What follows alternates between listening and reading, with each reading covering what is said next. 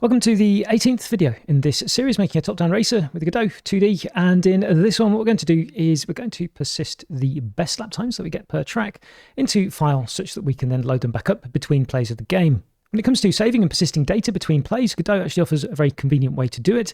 You'll notice in the file system here, we've got the res :/ //. That's what's known as a path alias in Godot. That's an alias literally to our project folder, which is all right for the resources and things that we want to create inside our app to be able to play our app. But what we're talking about here is actually user data. So usually leaderboard scores and save game settings and things like that. For that, there's another alias in Godot, which is the user : //. You can dive into the Godot docs and have a look yourselves, obviously, about what they mean, but essentially, depending on your operating system, they'll point to a different place. And you can find that place by going to Project and then open a user data folder. So for me, I'm using a Windows computer, and we can see that it's gone into app data roaming, Godot app user data, and then Godot Super Sprint starter. So whichever OS you're on, you can find where the data is actually going to be saved here. So what we're going to do is we're going to create another resource class, and that resource class is going to save this data in here as, surprise, surprise, a resource. And before we go ahead and do that, I want to quickly discuss a couple of things about resources and overly alarming posts on places like Reddit and stuff like that. So if you go into actually your project files, which I've got on the screen here, I've opened up the oil.tscn. If you've never done this, when you look in them, they're fairly straightforward. They're actually pieces of text which describe to Godot what to do or how to load the given scenes. And what you see inside there are things like extra resource. This means external resource being loaded from somewhere. It's this path in this case. And sub-resource, which means the resource is embedded in the scene. So we've got the circle shape with the radius here. The same goes for our .tres, the label settings and things like that. We've got the indie.tres for the track here. We have external resources, and then we've got GD resource here for a script as well. And then some other information here. It's in this kind of structure that we're going to save our best scores. So why am I pointing this out to you? Well, I've seen on various social media platforms, such as the bastion of truth that is Reddit, that it's a security risk to do this. And I wanted to address that because a couple of people have been in touch with me asking questions about that, having seen a couple of posts. So the security risk is that somebody could open this resource file, being plain text, and simply enter a script loader like here and actually load up some malicious code. And Godot would then go ahead and actually load this particular script. It would try and run that code, and if it was malicious, it would do something malicious. This is absolutely true, what's being stated there. However, I do have to counter that a little bit with, if your computer is compromised such that somebody can get into it and start modifying files, you've probably got bigger problems than that person modifying a resource file for a Godot project. Luckily, there is a straightforward way of mitigating this if you are worried about something like this, or indeed somebody actually modifying the values to improve their best laps or something like that. You can turn this simply into a binary data file, and that makes it much harder to modify. And that's what we're going to do in this particular example. So I'll go back into the Godot IDE and we'll create our save data resource. So what we'll do is right click on classes, create new and script. In this case, it's going to inherit again as before from resource, and we can call this then save data. I'll click create, and then that should appear inside here. So I'll double click on that. So the first thing we'll do is give this a class name, which is going to be save data. And then I'm going to give this a save path, which will be a constant. So where are we going to save our data? And here you need to be a little bit careful with the spelling. It's user : //. That's the alias for this user folder that we were looking at. And I'll save this as best laps, I guess. And in this case, we're going to do res, not tres. And behind the scenes, Godot will then save this as binary rather than clear text. Then we're going to have one single export in this. We need this export so it's actually persisted inside the file for us. That's going to be var, and that's going to be the best laps. And that's going to be a dictionary. And the dictionary is going to be typed in this case by a string, which is going to be the key, which is the track name. And then we'll have a float, which is going to be the best lap time. Then we can write ourselves a function called getBestLap. And we'll send into there then the track name, and we'll return a float. And then we have a simple one-liner when we can return our best laps. Then we can use the .get here. And if our track name doesn't exist, then what we can do is give a default. And I think we had car race data dot, if I remember correctly, default lap time. So we're either going to get the default lap time or the actual best lap that we've got saved inside our resource. Okay, so what we want to do now is we want to be able to save our best lap as well. So I'm going to copy this definition here to be a little bit lazy. We're going to call this save best lap. We've got the track name here, but what we also want is the lap time.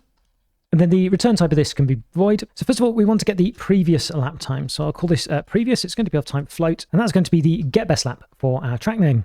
So we'll say if our lap time is less than previous, then we'll put this lap time into our best laps. And then we'll persist this as well. So we'll get hold of the resource saver, I think it's called, yep. Dot, and then there's a save on there. We tell it what we're saving, which is our self, and then we can give it the path, which is our save path. Finally, what we're going to do on the end of this is we're going to put a static function in here to actually load or create this resource to make sure that we do have the resource file available to us from when the application is first ever run. So to do that, we'll write a static function called load or create, and that's going to actually return an instance of this save data resource.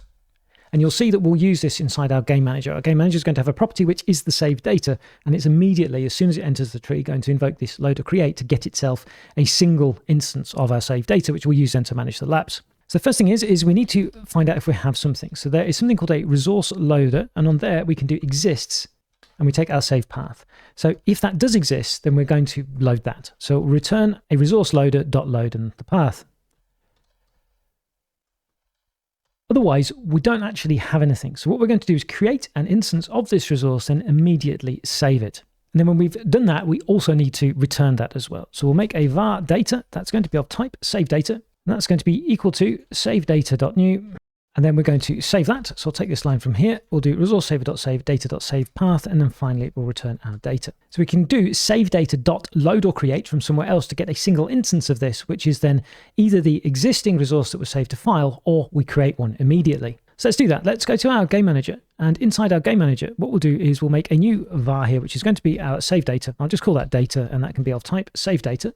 And then we'll add the enter tree here. Remember, this is an auto load, so it's actually in the tree, which is very handy. Here we can say that our data is equal to, and then save data dot and load or create. So that will now automatically, as soon as we run the application, create this file. Even if we have no best laps yet, it will be created and saved in the user data folder for us. And then on our game manager, let's add a couple of utility functions in here as well. So we'll add one for saving a best lap. So we'll have a save best lap with the new time. And then we're going to get hold of our data dot, and then we can save best lap. Now we need the track name here. And there are a few ways of doing this. For the sake of this series, the simplest way found was to simply have the current track name as a property on the game manager. Otherwise, you find yourself jumping a little bit through various hoops to keep track in the actual track scenes and the main menu of which track it is that we're currently wanting to play. I found this to be the simplest way of doing things. So with this current track name here, we'll save our best lap with the current track name and the new time. And then to get a best lap, we'll actually send in the track name. We won't use the current track name from the game manager because, as you'll see for our track selectors, they need actually to send in their individual track names to get the best lap for a specific track. So here then we can return our data dot and get best lap for the given track name. Okay, that's all we need to do there. There's one tiny thing more. If we get the current track name, when we change to a track, here what we can do is set that. So we can say the current track name is equal to, and then we'll do info.track name. And that should be us completely set up on our game manager to be able to save our best laps and also get them as well. So for the saving, if I remember correctly, that is happening inside our race controller, or sorry, our lap updates are inside the race controller. So I'm going to double click on race controller here, and somewhere, here it is. We emit our on lap update. It's here that we can do the saving as well.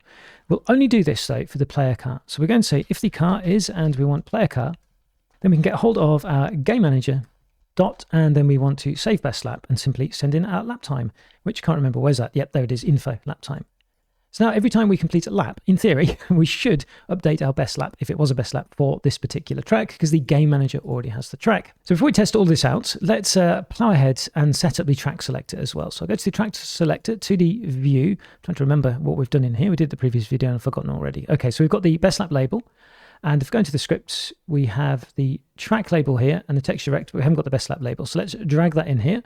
We can now set that up inside the ready as well. So inside the ready then, we'll make a new best lap float, and that's going to be equal to the game manager dot get best lap. And we need to send in our track name, which is our track info dot track name. So we should now have, all being well, the best lap time for this particular track if we have one. So we'll make a check for that. We'll say that if the best lap that we have is equal to, and I think it was car race data dot and default lap time, that means we don't have a best. So we'll get hold of the best lap label dot text, and we'll just say no best lap. Otherwise, we want to actually set the best lap. So we'll set the best lap label dot text is equal to, I'll do best colon, and then I think 2 decimal places. So dot 2f and then an s for seconds, then a percentage and the best lap time. Okay, and that, I think, if I come out of distraction-free mode, should have us saving and loading best laps. So I'm going to start off by running the application, seeing if it crashes here. It didn't, and it says no best lap, which is really good. So I'm going to go ahead and play a couple of tracks and just set a couple of laps and make sure this is all working. And as I'm playing that, I've realised that I did miss something in the previous video because I was a little bit quick, didn't I?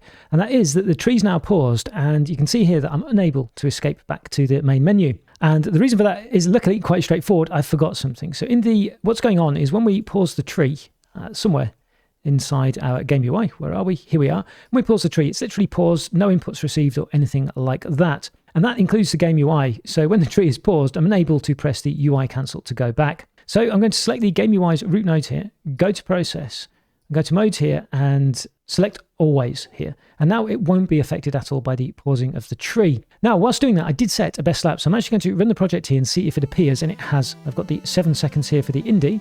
Interestingly, I should have more decimal places than that. That's interesting. So what did I do here in the track selector? I wanted 0.2 FS. That's better. So let's try this again. Yeah, 6.90 seconds, that's better, that's what I set. So again, I'm going to fade away, play another one, I think Monza, very quickly, and make sure that that's working okay. And I'm back, and it's working as well for Monza, best time of 12.3 seconds. So if I press F8 to close that down, and, click, and then run it again, we still have the times being loaded. Cool, so I'll close that down, close down the output. And to the left-hand side of me, I've actually got the bestlaps.res that's being saved here. And if I bring across Sublime Text and just drag this into here, you can see that it's a load of binary data. So there's no clear text actually in here. But our data is being saved, which is good.